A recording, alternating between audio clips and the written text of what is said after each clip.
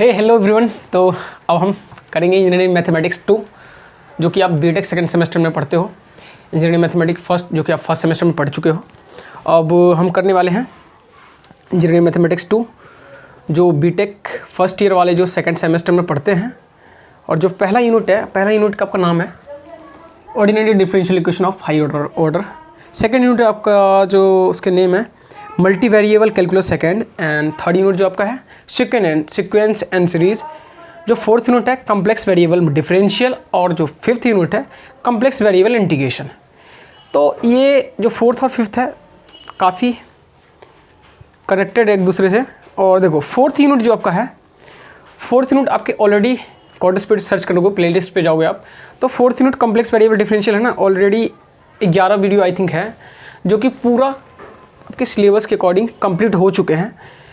थोड़ा सा क्वालिटी इसमें कम है, क्वालिटी इन द सेंस मतलब पीपीटी पे है और पेन पेपर पे बता रखा है, तो वॉइस क्लियर नहीं है उसमें, ये सब प्रॉब्लम है उसमें। यदि आप वहाँ से पढ़ सकते हो तो तब तक स्टडी करना उससे। बाकी टाइम मिला तो मैं फोर्थ यूनिट आपको कंप्लीट तो बता ही दूंगा, बाकी ऑलरेडी बता तो दिए ही हैं। पहले हम करेंगे यूनिट फर्स्ट, फिर सेकंड, थर्ड, फोर्थ के लिए सोचेंगे। पहले से तो वीडियो है ही, बाकी टाइम मिला क्वालिटी इंप्रूव करने के लिए तो मैं आपके लिए वो भी कर ही दूंगा। फिर है फिफ्थ कॉम्प्लेक्स वेरिएबल इंटीग्रेशन। ठीक है, देखो unit first ordinary differential equation of higher order. तो पहले इसके हम बेसिक देखेंगे, कॉन्सेप्ट देखेंगे, कैसे हम यूनिट को ख़त्म करेंगे बहुत अच्छे से। और ये बीटेक वालों के लिए है और बीएससी वालों सब के लिए भी ये आते हैं सिलेबस। बाकी हम जो फॉलो कर रहे हैं एकेटिव सिलेबस को फॉलो कर रहे हैं। ठीक है, और ये अब काफ़ी ये जो इंजीनियरिंग मैथमेटिक्स है, इंजीनियरिंग मैथमेटिक्स ये काफ़ी कॉम्पिटिटिव एग्ज़ाम में भी, जैसे कि लाइक गेट, ईएससी, बार की स्रो, ये सब में भी काम आते हैं। यदि आप एक कंपटीशन एग्ज़ाम इस तरह के दे रहे हो तो वहाँ पे इंजीनियरिंग मैथमेटिक्स तो चाहिए ही चाहिए, मस्ट है। तो पहले हम इसके कॉन्सेप्ट देख लेते हैं इस यूनिट के और फिर हम क्वेश्चन करेंगे। देखो पहले बेसिक चीज़ आपको समझ में आ गया ना, तो यूनिट बहुत इजी होता है। और हम स्टार्टिंग में क्या करते हैं, हम क्वेश्चन लगाने लग जाते हैं। अरे भाई उसमें करना क्या है, पहले ये तो देखो। ठीक है, तो वो चीज़ पहले हम देखते हैं। ओके, देखो आपको ये सब चीज़ें कहने की बातें हैं। जो यूनिट का नाम क्या है, ये कौन सा यूनिट कर रहे हैं, टॉपिक देखो क्या क्या हमें कर रहे हैं, बस उतना ध्यान रखना आपको। देखो आपको बस ये समझ में आना चाहिए, यहाँ पे हम CF और हम PI निकालने वाले हैं। ठीक है, आपको कंप्लीट सोल्यूशन पूछेगा तो कंप्लीट सोल्यूशन के लिए आपको CF प्लस PI को ऐड कर देना है। यहाँ पे CF क्या है, कम्प्लीमेंट्री फंक्शन है, और PI क्या है, पार्टिकुलर इंटीग्रल है। ठीक है, तो ये CF निकलेगा कैसे, ठीक है, और ये PI कैसे निकलेगा, ये चीज़ है मेन। ठीक है, ये चीज़ समझना है, CF कैसे निकलेगा, PI कैसे निकलेगा। मैं एक छोटा सा एग्जाम्पल लेता हूँ, CF कैसे निकलेगा। चलो CF निकालने से पहले आप कुछ समझो। आपको ऑर्डर पता है, जैसे इसमें यूनिट में नाम है unit ordinary differential equation of higher order. Order क्या होता है, देखो चलो इसे रहने दो।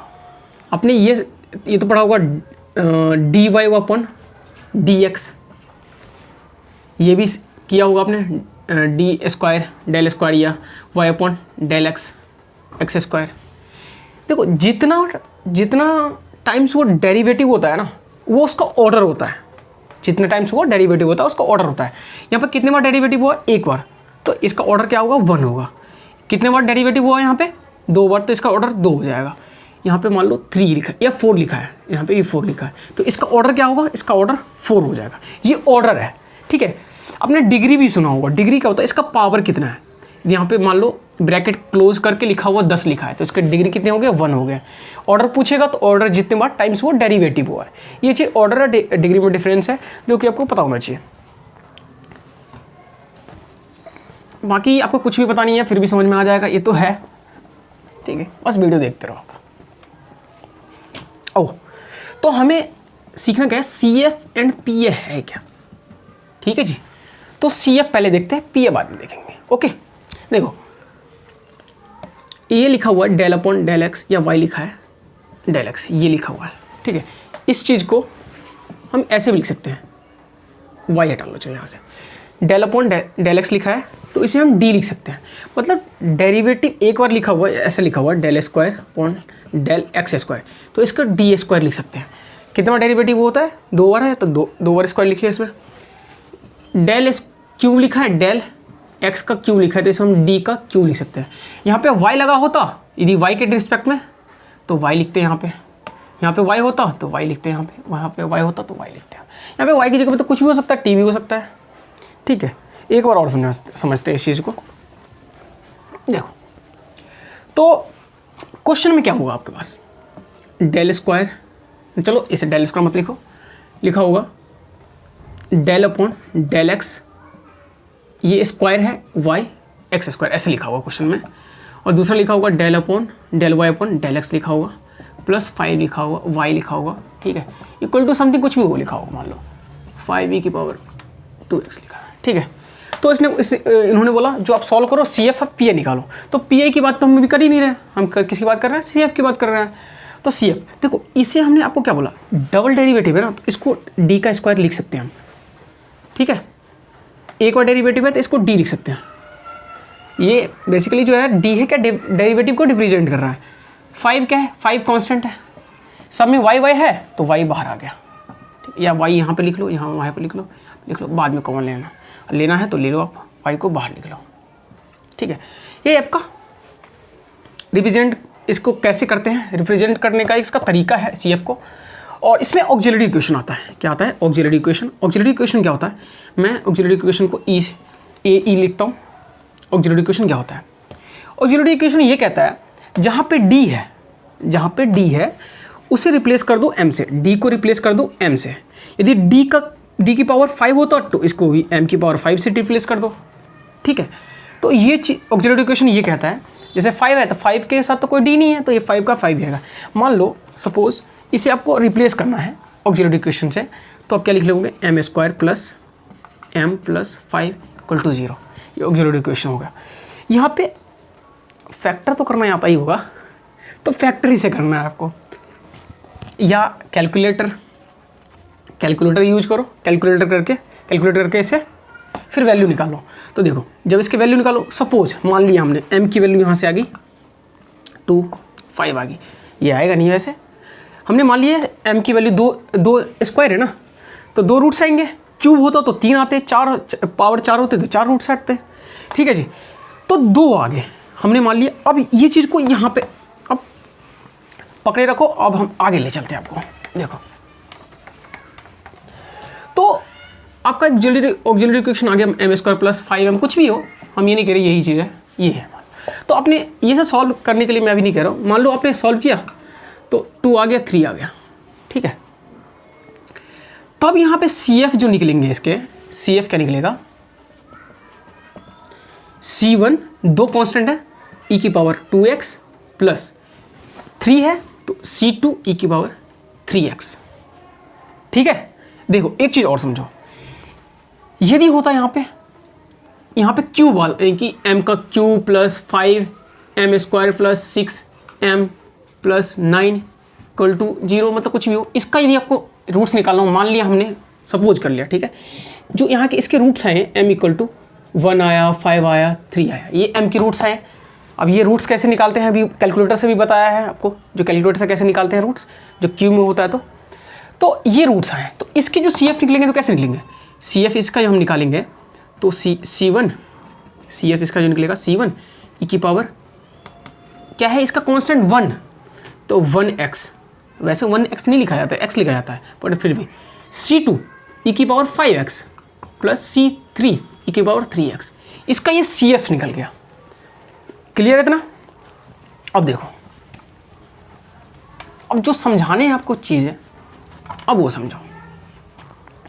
आपको ऑक्सिलरी इक्वेशन होगा, ऑक्सिलरी इक्वेशन पे मेन बात आती है, तो जो बनेंगे आपके पास, या तो m की वैल्यू जो आएगी हो सकता है 2, 5 आ गया, 2 के लिए बात कर रहे हैं, अभी सिर्फ 2 के लिए बात कर रहे हैं। ठीक है, 2 रूट्स के लिए बात कर रहे हैं। m की वैल्यू आपके पास ऑक्सिलरी इक्वेशन आ गई, आपके पास 3 आ गई, 3 आ गया, मतलब रूट सेम आ गए। यदि आपके पास m की जो वैल्यू है वो इमेजिनरी में, इमेजिनरी मीन्स आयोटा, आई लगा हुआ, आई कैसे लगता है, क्वेश्चन करेंगे तो समझ में आएगा। ठीक है, अब बात समझो बस। अरे मान लो ऐसे लिखा हुआ 2m स्क्वायर लिखा हुआ है प्लस 5m लिखा हुआ है प्लस 1 इक्वल टू 0। यहाँ से वो लगाते हो ना, minus b plus minus b square minus 4ac divide by 2a। यहाँ से जब लगाते हैं तो यहाँ पर नेगेटिव आता है, तो इसको इमेजिनरी में लेते हैं, ठीक है। तो मान लो इमेजिनरी करके जो हमने वैल्यू इसमें से पुट ये निकाला क्वाड्रेटिक इक्वेशन सॉल्व करके, तो मान लो 5 आ गया प्लस, ये सिर्फ हम मान रहे हैं अभी समझाने के लिए, ठीक है। अब बुक की बातों में जो ये सॉल्व करके ये आ रहा तो ये आंसर पुट कर दिया, ऐसे क्यों यार, बात को बस समझो आप कैसे आते हैं ये चीज़। हमने मान लिया इसका जो भी क्वाड्रेटिक इक्वेशन का रूट्स आया वो आ गया, मान लो 3 आयोटा आ गया, आ गया, ठीक है। ये इमेजिनरी आ गया ना, तो ये 3 वैल्यू आएंगे, तो इसके जो CF निकलेंगे वो क्या आ जाएगा, C1 e की power 2x plus C2 e की पावर ये कितना है 5x। इसके रूट्स निकलेंगे, इसे समझो, इसे तो आपने पहले भी समझ लिया था CF कैसे निकलेंगे। जब रूट सेम आएंगे तब देखो CF C1 e की पावर 3x वही प्लस e की पावर C2 और e की पावर 3x। तो भाई इन दोनों में डिफरेंस क्या है, डिफरेंस है, इसमें हम x का मल्टीप्लाई कर देते हैं। मान लो एक और आपके पास रूट्स 3 आ रहे हैं, तीनों सेम आ रहे हैं। जब सेम आता है तब कंडीशन लगाता है, जब सेम आते हैं तो हम x के साथ मल्टीप्लाई कर देते हैं। तो 2 के लिए तो हमने ये लिखा, फिर दूसरे वाले मैच किया तो हमने x से मल्टीप्लाई किया, तीसरा वाला मैच कर लिया तो एक x से और मल्टीप्लाई कर लो तो x का स्क्वायर e की पावर 3x हो गया। ये इसके CF निकल गया, ठीक है। ये तो सेम वाले के लिए। और इमेजिनरी के लिए देखो, इमेजिनरी के लिए कुछ नहीं करना, ये टर्म होगा ना यहाँ पे, ये कांस्टेंट जो वैल्यू होगा तो उसकी पावर 5x लिख दिया, और sin x लिखो या cos x, पहले बात एक ही है, sin ये 3x प्लस cos 3x ये हो गया। मान लो यहाँ पे कुछ नहीं होता, ठीक है, सिर्फ ये आता तो यहाँ पे कुछ लिखते नहीं, e की पावर 0 हो जाता, फिर भी ये नंबर आता, ये cos यहाँ पे लिख सकते हो, ये sin यहाँ पे लिख सकते हो, ठीक है। तो ये क्या था, ये निकालने के CF कैसे निकालते हैं, मेन चीज़ CF था। PI क्वेश्चन करोगे तो समझ में आ जाएगा बहुत अच्छे से, बहुत इजी है यार, बहुत चैप्टर आसान रहने वाला, बहुत मज़े आने वाले आपको। ओके, तो टेंशन लेने की ज़रूरत नहीं है यार, हम आपके साथ हैं। Okay, so don't worry. तो ये थे CF के, एक थोड़ा सा रिवीजन में और कर दूँ आप एक बार और। यार मज़ा आता है जब कोई समझे अच्छे से, तो तब समझाने में मज़ा आता है, ठीक है। देखो यदि लिख लो आपके पास d² होता y, चलो y तो रहने दो, चलो स्टार्टिंग से देखते हैं, del square y upon del x square plus 5 del y upon del x plus 3y equal to कुछ भी हो, यहाँ पे मान लो 5e की पावर 5x हो, ठीक है, कुछ भी हो। तो उन्होंने बोला सॉल्व करो इसे, सिर्फ CF निकालो। तो CF निकालने के लिए सिर्फ ये पोर्शन सॉल्व करेंगे, पहले अभी CF समझो, PM में समझा दूंगा आपको। तो रिप्लेस कैसे करेंगे, 2 बार डेरिवेटिव है तो d² हो जाएगा, y लगाए तो y लिख लो, प्लस एक बार है तो 5d हो जाएगा, क्योंकि जितने बार डेरिवेटिव उतने बार d लिखते हैं, प्लस यहाँ पे 3 है 3y हो गया, ये y भी लगेगा, इक्वल टू 0। इसे छोड़ दो अभी, भूल जाओ अभी। तो y कॉमन ले लो यहाँ से, तो d² प्लस 5d प्लस 3, ये y कॉमन ले लिया आपने फिर लिख दिया ऑक्सिलरी इक्वेशन,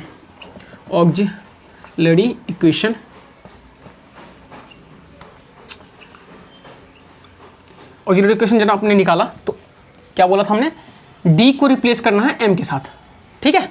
तो d जहाँ पे है m आ जाएगा m² plus 5m plus 3 equal to 0। फिर यहाँ से इसके रूट्स निकालेंगे, फिर CF कैसे निकलते हैं, तीन ही वैल्यू आएंगे, या तो मान लो सेम डिफरेंट आएंगे, या सेम आएंगे, और या इमेजिनरी आएंगे। मान लो 2 5 आ गया डिफरेंट है, 5 आ गया तो सेम है, इमेजिनरी मान लो आयोटा लग गया, आई लग गया, 5 प्लस 3i लग गया, तो ये इमेजिनरी है प्लस माइनस। तो आपको आई होप ये पूरे जो CF का कॉन्सेप्ट है समझ में आ गया होगा, तो बहुत मज़े आने वाले हैं। ओके, फिर हम करेंगे PI, बट देखते हैं आपको ये समझ में आया कि नहीं, ठीक है। कमेंट करके बताना आप जो आपको CF जो क्लियर है कि नहीं, CF कैसे निकालते हैं। और ये ऑर्डर भी आपको क्लियर होगा। ऑर्डर क्या होता है, जितने टाइम्स हो डेरिवेटिव होगा, इसमें कितने टाइम्स डेरिवेटिव है 2 टाइम्स, तो इसका ऑर्डर कितना हो जाएगा 2, ठीक है। और मान लो यहीं पे इसका ऐसे ब्रैकेट करके 5 लिखा होता, तो इसका डिग्री कितना होता है 5 हो जाता, ठीक है। तो वह ये ऑर्डर डिग्री आपको पूछनी नहीं वाली है कोई, आपको सीखना CF पर ऑर्डर डिग्री पता होना चाहिए, क्योंकि चैप्टर में लिखा है ordinary differential equation of higher order. तो ऑर्डर क्या है, ऑर्डर पता होना चाहिए आपको। बाकी हम करेंगे पीआई आने वाले वीडियो में। और ये वीडियो को समझ इसमें जितनी चीज़ बताएंगे आपको समझ में आया कि नहीं, कमेंट करके आप जरूर बताना, ठीक है। इससे पता चलेगा ना आपको समझ में आ रहा है कि नहीं। ओके, तो नेक्स्ट वीडियो में और क्वेश्चन अब अच्छे से करेंगे। ये तो बेस था, क्या करने वाले हैं। ओके जी, तब तक take care and bye bye.